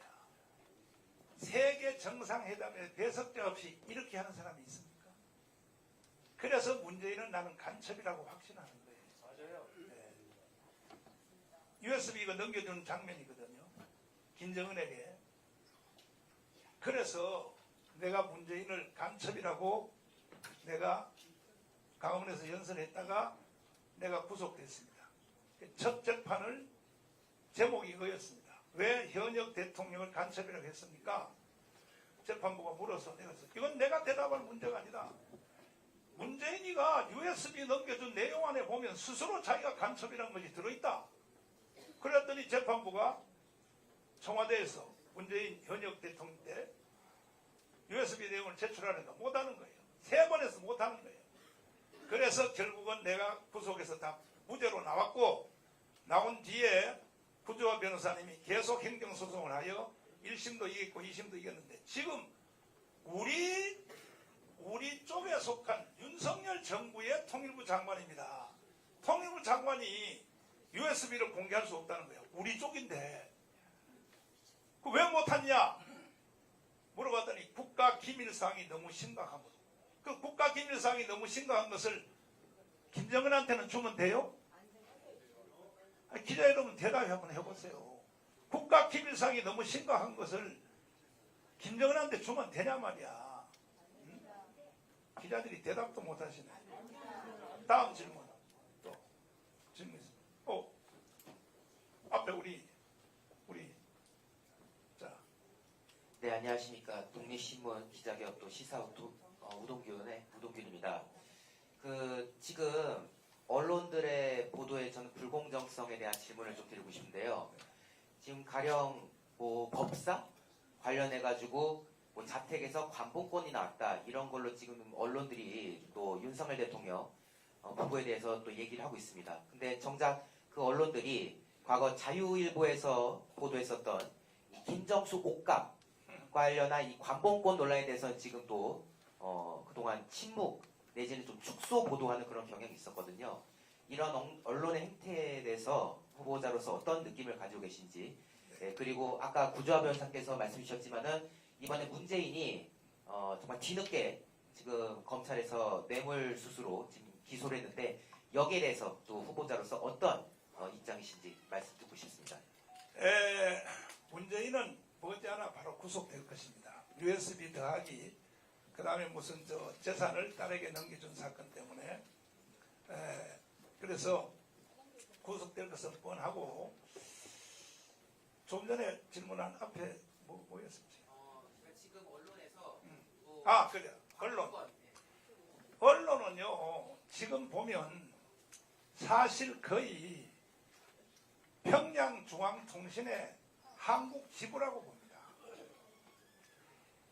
나만큼 언론한테 타격과 비방과 이 박해를 받아본 사람이 없습니다.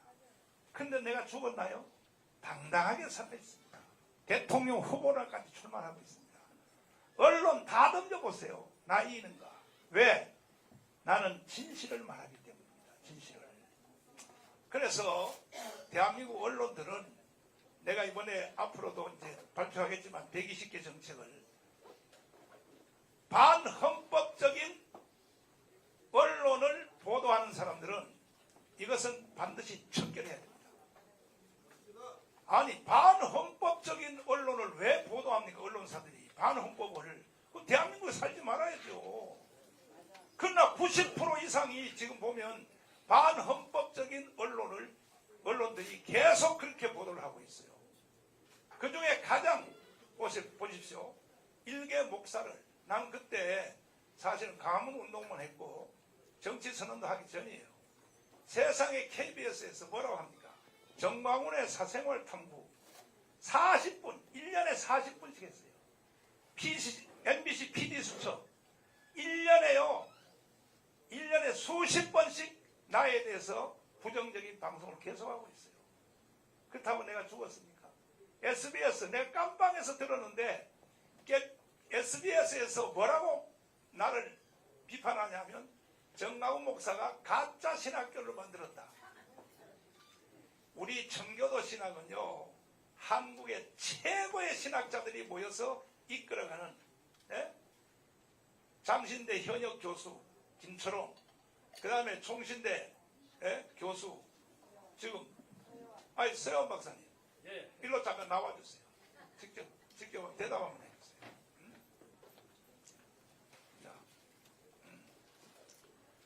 뭐 주머니를 차고 다녀요. 돈 있어요 거기에? 자, 보세요. 지금 여기 구성하고 계시는 이 신학자들 있잖아요. 예. 이게 사실은 세계적인 신학자. 그리고 우리 박사님이 영국에서 공부할 때 쓴 논문이 있잖아요. 이거는 영국의 박물관에 보관되어 있는 거 맞죠? 이러한 위대한 신학자들이 청교도 신학을 이끌어가는데 SBS는 뭐냐? 정광훈 목사가 가짜 신학교를 만들었다. 이렇게 비판을 하는 거예요. 대답 좀 한번 해주세요. 제가 갑자기 또 이렇게 정광훈 대통령 후보 연단에 올라와서 마이크를 잡게 됐습니다. 간단하게 말씀드리면 한국의 대교단들 또 교단과 유사한 그런 독립기관들이 신학교를 자체적으로 운영을 많이 합니다. 그 가운데 정식으로 대학원 대학교 인가받은 데가 한 20여 군데 되고요. 그 외에 각종 포함해서 전체적으로 하게 되면은 또 무인가까지 하게 되면 아마 그야말로 한 200여 개 신학교 이상이 될 것입니다.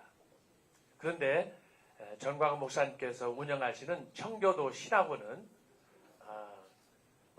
감히 저의 말씀을 해서 그렇습니다마는 한 3분의 4분의 은퇴하신 경륜 있는 그런 박사들이시고 지금 말씀하셨던 김철원 교수님 같은 경우에는 장신대학교에서 현역 신약학 교수로 활약하고 계신데 저희들이 전광훈 목사님의 이 깊은 뜻 사실 오늘 대통령 후보 공약 이렇게 한 25가지 발표하시는 걸 보고 제가 감동을 먹었습니다.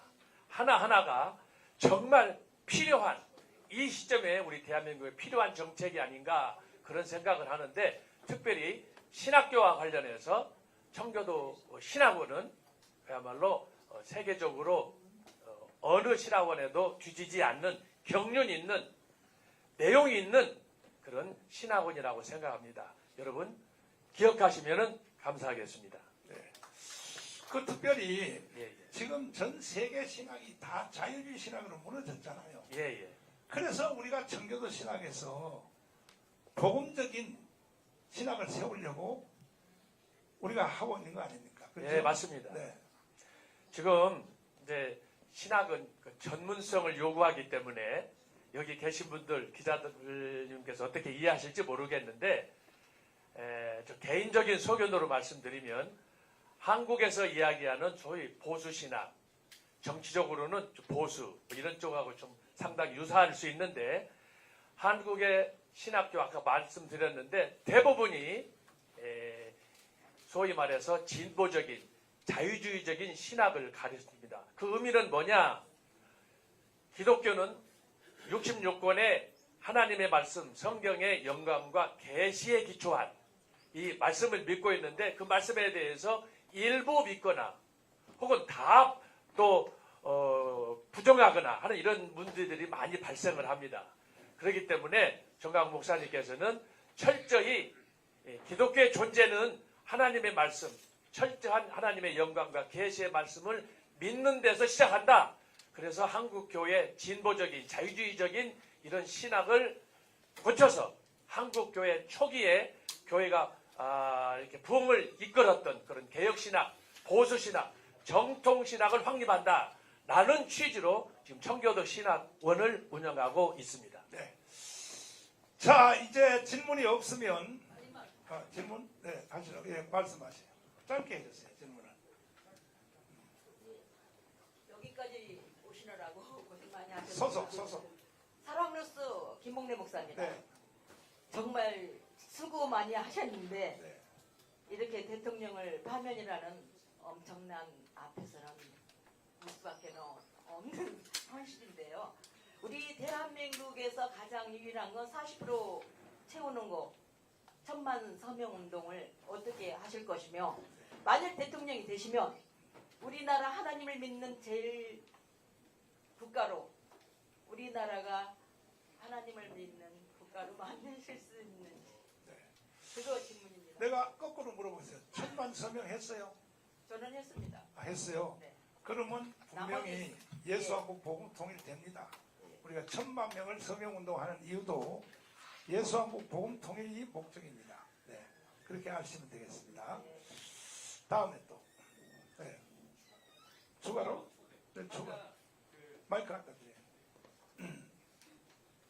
아까 질문했던 거 추가인데 그 자유통일당 후보로 신청하신 게 혹시 맞는 건지 좀 아니 아직은 신청을 안 했고 이거 전당대회를 통해서 다음 주 화요일 날 전당동 통해서 경선자를 다 우리가 해가지고 또 우리도 경선자 중에서도 자유토론을 해서 그래서 최후에 뭐 제가 되든지 아니면 뭐 구조화 변호사 되든지 해가지고 결정을 하는. 경선 후보로 신청하신 게 맞는 건가요? 그럼 당연한 신청을 이미 제출하신 건가요? 예, 경선 후보.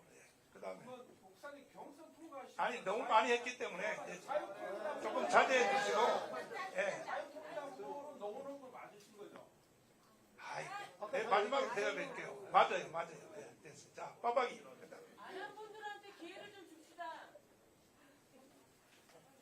자, 짧게 두 가지 질문 드리도록 하겠습니다. 윤석열 정부의 이 좋은 정책들을 계승하시겠다고 말씀을 해주셨는데요. 그렇습니다. 이 윤석열 정부의 정책하면 일단 4대 개혁이 떠오릅니다. 네. 대표적으로 노동개혁, 연금개혁, 교육개혁, 의료개혁인데 최근에 윤석열 정부에서 의대 정원을 증원하기로 했다가 이게 다시 또 원점으로 되돌아갔습니다. 만약 저희 정광훈 후보님께서 대통령에 당선이 되신다면 의료개혁을 의사단체와 의사가족들의 강한 반발에도 불구하고 계속 이어나가실지 그게 첫 번째 질문이고요. 두 번째 질문은 사실 윤석열 대통령 임기 안에 박근혜 전 대통령님의 명예회복이 이루어지길 기대한 우리 시민들이 많이 계십니다. 그런데 지금 저렇게 됨으로써 인해서 박근혜 전 대통령의 명예회복도 멀어지게 되었는데 만약 정광훈 후보님께서 대통령에 당선이 되신다면 박근혜 전 대통령님은 물론이고 이 윤석열 대통령에 대한 명예회복에 어떻게 나서실 것인지 궁금합니다. 전부 저는 전체를 다 무혐의로 저는 반드시 헌법을 개헌해서라도 우파 대통령들의 그 행위에 대해서는 전체를 다 복권을 시킬 생각입니다. 네, 그렇게 하시고 그 다음에 아까 조금 전에 뭐라고 그랬죠? 의료개혁. 저는 윤석열 대통령의 정책이라고 100% 다 동의하는 건 아니고 의료개혁에 대해서는 반대합니다. 왜냐하면은 의사협회에서 사실은 제일 먼저 저한테 찾아왔어요.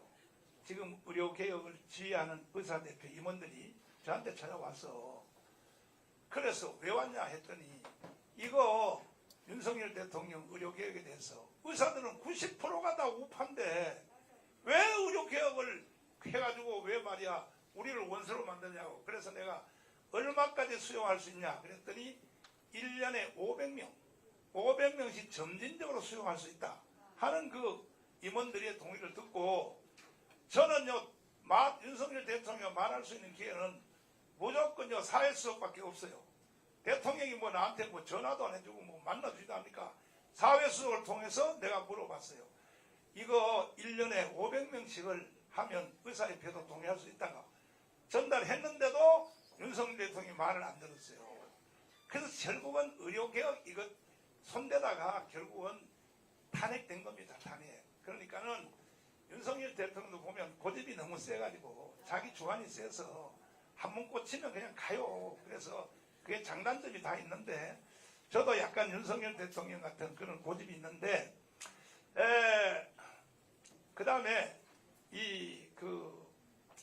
윤석열 대통령의 그 의료개혁과 그 다음에 그 경제정책에 대해서도 저는 일부는 동의하지 않는 것입니다. 왜냐하면은 이거는 미국의 미래학자들이 다 예견하고 있어요. 조지 프리드먼 박사, 그 다음에 엘빈 토플러, 하버드 대학교 경제학 교수 로버트 페로가 다 뭐라고 말하냐.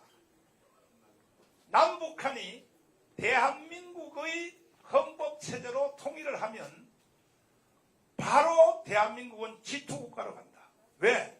한국에 있는 기술과 자원, 북한에 있는 노동력과 광산 자원이 붙어버리면 이거는 초인류 국가로 간다고 미래학자들이 이렇게 말을 하고 있어요.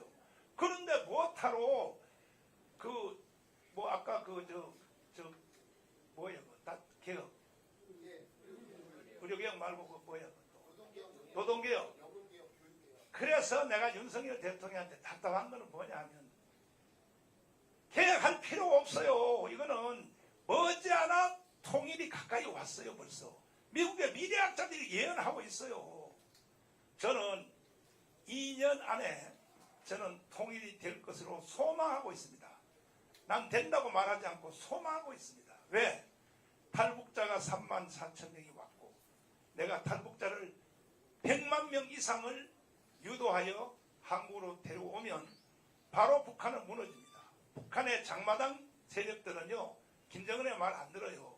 북한은 스스로 무너질 가능성이 있기 때문에 그렇게 되면 지금 말씀드린 그대로 미래학자들 엘빈 토플러, 조지 프리드먼 다 예언하고 있어요. 초인류 국가로 간다는 거예요. 초인류 국가로 대한민국이. 그래서 저는 개혁할 필요가 없다고 생각합니다. 저는 2년 안에 나는 통일될 것을 소망하고 있습니다. 예. 다음은 또 말씀. 네. 제가 아까 하나 신문이. 소속.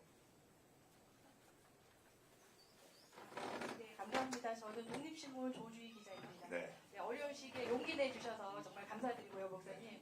저는 질문이라기보다는 그냥 부탁의 말씀을 드리고 싶어서 이제 아이도 키우고 이제 일도 해보고 하니까 사실 일가 가정 뭐 양립하겠다라고 보통 정당들은 그런 주장을 하는데 해본 사람은 이게 말이 안 되는 거거든요.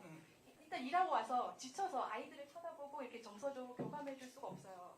그래서 저는 해보니까 가장 여자로서 행복했던 시간이 아이들 키울 때 시간이었거든요. 그렇죠.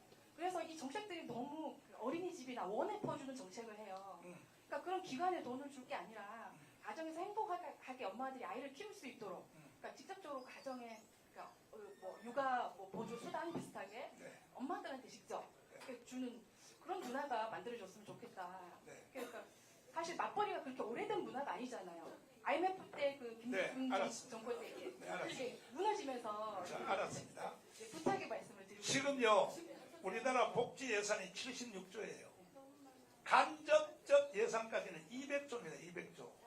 근데 이것이 전부 좌파들이요 다 사기치고 있어요. 그래서 복지 혜택이 안 가는 겁니다. 그리고 지금 육아휴직 있죠. 애기 낳았다고 하셨죠? 네네. 그러면 육아휴직 저 아빠가 몇 개월 받았어요? 아빠는 뭐 자기 자영업이라서 휴직이 없었습니다. 아, 그냥 그렇군요. 제가 일을 쉬고 그냥 아이를 봤거든요. 그렇죠. 그래서 가장 행복했습니다. 그 사실은요, 아기가 나서 초등학교 갈 때까지는 국가가 책임을 질 수 있어요. 이만한 재정이 있다니까, 이 대한민국이. 대한민국의 재정이 올해 600조가 넘잖아요, 600조가. 근데 이것이 거의 다 절반 가까이가 비효율적으로 넘어가고 있다고요. 그러니까 얼마든지 할 수 있습니다. 저한테 맡겨주세요. 내가 다 해내겠습니다. 네. 네네. 다음. 엄마들이 행복한 세상을 만들어 주십사. 정책에 녹아 주십사. 부탁드리고 맞아요. 싶습니다. 맞아요. 미국 같으면 예를 들어서 흑인들 미안한데 흑인들한테 흑인들은요 할렸으면 애 많이 낳아요. 왜? 애 낳는데다가 수당을 계속 받거든. 우리나라도요 그렇게 해야 돼요. 그렇게. 네. 다음. 네, 빨리 하세요. 간결하게. 간결하게 하세요. 현재 그 목사님을 포함해서 보수층 그 대권 후보가 여러 명이 나왔잖아요. 근데 지금 저쪽에 그 국힘당의 뭐 경선이 진행되고 있는 가운데 하나로 단일화가 제가 아까 이미 설명에 대해서 아니 아까 이 설명 다 했는 걸 왜 또 물어요? 저는 최후의 후보하고 딜을 하겠다고 했잖아요. 그만 다른 질문 해주세요. 하여간 말귀를 못 알아들으시나 기자님. 자, 아이고 나는 공산당이 싫어요. 아이고 예 질문해 주세요. 마이크 주세요. 마이크. 네. 네. 자, 사단법인 유튜브연합회 우리 손상대 회장님하고 같이 공동 대표로 있는 봉주로 왕성입니다. 우리가 지난 5년 동안 문재인 정권 때 5년 동안 엄청나게 우리 목사님과 함께 같이 고생하셨는데 결론만 빨리 말씀해. 결국 또 이런 사태가 났습니다. 앞으로 만약에 이재명의 5년이 더 힘들 것 같습니다. 그래서 우리 정광훈 목사님도 건강도 안 좋으시고 또 5년 동안 앞으로 후계에도 어떻게 혹시나 생각하고 계신지 예를 들어서 만약에 이재명 대표가 대통령 되면요 1년 안에 연방제로 북한으로 넘어갑니다. 100% 넘어가게 되어 있습니다. 자 다음. 아니 신혜진 대표님 옆에 계신 분하고 친해요? 어이 참나 그런데 왜 질문을 그렇게 세게 하고 난리야 정말 말이야. 정말. 기속으로 한번 물어보세요. 좌판가 우판가. 자 다음 질문 빨리 해주세요. 네, 독립신문의 박원일 기자입니다. 네. 아까 경제 부분에 말씀하신 부분에 대해서 저도 제가 살고 있는 대전의 이슈가 얼마 전에 연구개발비 지원에 대한 윤석열 대통령님의 구조적인 개편을 가지고 질문을 드리고 싶은데 대통령 후보로 나오신 정광훈 후보님께서도 윤석열 대통령께서 구조적인 개편을 통해서 비효율적인 예산 지원을 개선하고 우선 질적인 성장으로 연구 개발이 지역 특구 산업에 발전할 수 있게 하신 거에 대해서 계획들의 선전성동을 이기지 못하셨는데 그 부분을 대통령이 당선되신다면 어떻게 또 해결을 하실 수 있는지 한번 질문을 드려보고 싶습니다. 자, 일단은 대덕단지 카이스트 그것은 최초로 기초를 문경 시멘트 공장을 비롯해서 충주 비료 공장 이건 전부 다 이승만이가 설계한 겁니다. 네. 그리고 이것을 현실로 이룬 사람이 박정희 대통령입니다. 맞습니다. 그런데 대덕단지 그것을 그 사진에도 다 나와 있어요. 나와 있는데 그렇게 개발을 해서 신기술을 개발을 하면은 이것을 현실화를 못 시키는 거야. 그동안에 과거의 대통령들이 전두환까지도. 그래서 저는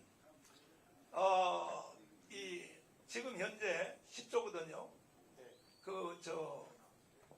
연구 개발비가 저는 100조 가까이로 높여야겠다고 생각합니다. 충분히 그런 재정이 있습니다. 도둑질만 안 해가 버리면. 네. 감사합니다. 네. 이사님. 네. 그 다음에 마이크 주시고. CBC 뉴스 최재웅입니다.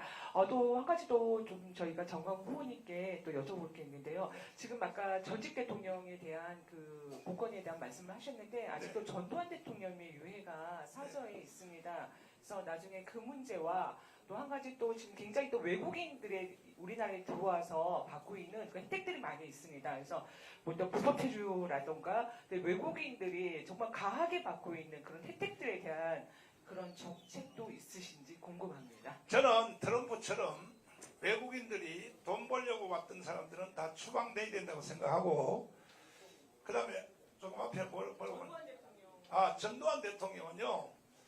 사실 전두환 대통령은요. 광주 사태하고 관계가 없는 사람입니다. 이 광주 사태를 총지휘한 사람은 이기성 계엄사령관이었습니다. 이희성. 그때 이희성 계엄사령관이 돌아가시기 전에 뭐라고 유언을 했느냐. 전두환은 별 2개야. 나는 별 4개야. 내가 별 4개가 전두환의 말 들을 것 같아? 모든 광주 사태 책임은 나한테 있어. 그런데 사실은 광주 사태를 공수부대가 진압을 안 했으면요. 미국 CIA 문서가 이미 공개되어 있잖아요. 한번 보세요. 뭐라고 되어 있는가. 자, CIA 문서 한번 보세요. 이게 CIA가 지금 40년 만에 공개한 내용입니다. 광주 사태에 대하여. 첫 번째, 5.18은 공산당 간첩과 김대중 지지자들의 합작품이다. 이렇게 되어 있어요. 미국 CIA의 공개입니다. CIA. 그 다음에 둘째로 폭동은 전문적 선동꾼들에 의하여 발생되었다. 이거는 캐더리 신부의 가사 도우미 하던 애가 새벽에 나와서 마이크를 잡고 선동을 해서 광주 사태가 일어난 겁니다. 그 다음에 폭도들이 전남의대 옥상에서 국군 헬리콥터를 향해 발포하였다. 아니 헬리콥터가 시민들을 발포한 게 아니고 전남의대 옥상에서 시민군이 발포를 한 겁니다. 이게 CIA 문서입니다. CIA 문서. 그 다음에 4번째, 한국 군인들의 훌륭한 자제력 때문에 최소한의 희생자가 생겼다. 사실은 10만 명 이상 죽어야 됩니다. 원래가. 그런데 한국 군대가 자기들이 죽어가면서 그래서 내가 광주에 가서 연설하기를 아무리 광주 시민들이 악할지라도 자기 편이 시민군 등에다 대고 총을 쏜 사람이 있겠느냐. 내가 그렇게 발언해서 내가 지금 고소를 당해가지고 근데 지금요 이 수사를 못하고 있어요. 왜? 내가 CIA 문서를 이거 제출했기 때문에. 그 다음 뒤에 이거 보세요. 당시 국군의 발포 명령은 없는 것으로 추정된다. 이게 미국 CIA입니다. 이게 미국 CIA가 한 번 발표한 게 아니고 그 다음 이에서 또 했습니다. 시간 관계상 그건 생략하고. 그래서 미국의 그 5.18 사건은요 전두환하고는 전혀 관계가 없다는 사실을 미국 CIA가 밝혀주고 있는 거예요. 자, 그 다음 없어요? 자, 그러면 없으면 이걸로 마치는 걸로 하고 이제 우리 신혜식 대표님 축사 한번 해주시고 그래도 내가 대통령 출마를 했으니까 축사를 한번 해주셔야 진짜 축사 한번 해주세요. 아니 너무 영광스럽습니다. 예, 전광훈 목사님 대선 출마에 제가 축사를 한다는 게 이게 맞는 건지 모르겠어요. 이 정도 되면은 전직 장관 정도나 전직 대통령 출신이 축사를 해야 되는데 제가 축사를 맡게 돼서 너무나 영광스럽고 감사하게 생각합니다. 아시겠지만 이번에 열리는 이 조기 대선은 누가 이 문제를 촉발시켰는지 여러분들 너무 잘 아실 겁니다. 바로 사기 탄핵이 1번이다. 탄핵은 사기였다. 잘못됐다. 그래서 우리는 탄핵에 대해서 거부합니다. 그 다음에는 바로 국민의힘의 배신입니다. 이 두 가지가 합쳐져서 결국 조기 대선이 벌어지는 거 아니겠습니까? 그래서 이번 대선은 범죄자들을 심판하는 선거가 돼야 됩니다. 아시겠지만 국민의힘도 이 사기 탄핵에 앞장선 범죄자고 전직 대통령 3명이나 아시겠지만 박근혜 그리고 이명박 대통령 윤석열 대통령까지 물론 2분은 탄핵을 당했고 1분은 교도소에 가셨지만 이거 모두가 국민의힘이 저지른 잘못입니다. 왜 범죄잖아. 이거 바로 폐륜입니다. 폐륜 범죄. 자당의 대통령 3명이 이렇게 아주 처참한 상황을 만들고 그리고 반성하지 않은 이 국민의힘의 폐륜 범죄 이거를 정치적 폐륜이죠. 이 폐륜 범죄를 심판하고 또 아시겠지만 민주당과 제야 세력의 사기 탄핵에 대해서도 우리가 심판하는 그런 선거다. 이 선거는 바로 자유통일당만이 이겨낼 수 있고 명분 있게 싸울 수 있는 선거라는 겁니다. 특히 자유통일당의 전광훈 목사님께서 나서신 거는 이건 고통의 길을 가시겠다. 대한민국의 이 위기를 온몸으로 맞서서 싸우겠다는 몸부림이자 외침입니다. 오늘 많은 기자분들이 나오셔서 질문을 해주시고 모든 것에 대해서 성심성의로 답변해 주신 전광훈 목사님의 말씀을 들으면서 이분의 정치적 철학, 나라 사랑하는 마음 이것이 대한민국의 등불이 되겠구나 라고 저는 생각합니다.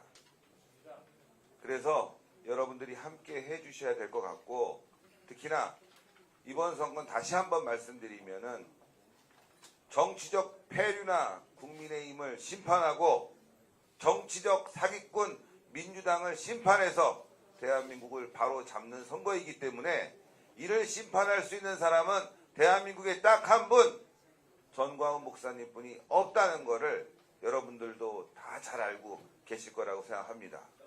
그래서 여러분들이 함께 이번 조기 대선에 참여하셔서 적극적으로 활동을 해 주시면 감사하다는 말씀을 드리겠고 저 또한 열심히 싸워서 대한민국을 바로잡는 데 앞장서도록 하겠습니다.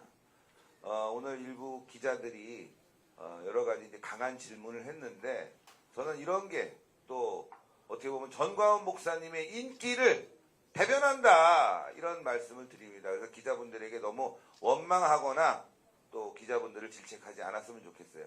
인기가 없으면 관심이 없으면 기자들이 오지도 않고 질문도 안 합니다. 그게 더 슬픈 거예요. 다소 소란스럽고 강한 질문이 있었는데 야 이거 잘 되겠구나 라는 걸 제가 느끼게 됩니다.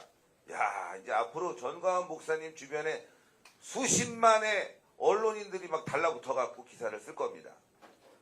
모두 이겨내고 또 언론들이 제대로 된 보도를 하고 국민들에게 제대로 된 진실을 알리게끔 우리가 또 옆에서 협조를 해줘야 될 것 같습니다.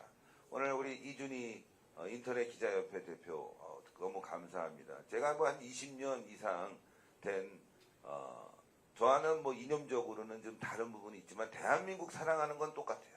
예, 깨끗하다는 건 제가 인정합니다. 오늘 가실 때 커피 딱 우리 웃으면서 헤어지고 앞으로 우리 정광훈 목사님 관련해서 보도 있을 때마다 좀 많은 기자들 좀 보내줘서 예, 국민들이 진실을 알 수 있게끔 좀 협조 부탁드리고 이에 많은 기자분들도 고생이 많으십니다. 오늘 보니까 독립신문이 한 10분 정도의 기자분들이 오신 것 같아요. 전국적으로 1,300명이 있는데 여러분들 너무 감사하고 우리 전광훈 목사님 위해서 우리 모두 함께 한마음 한뜻으로 이번 조기 대선 승리로 가길 바랍니다. 감사합니다.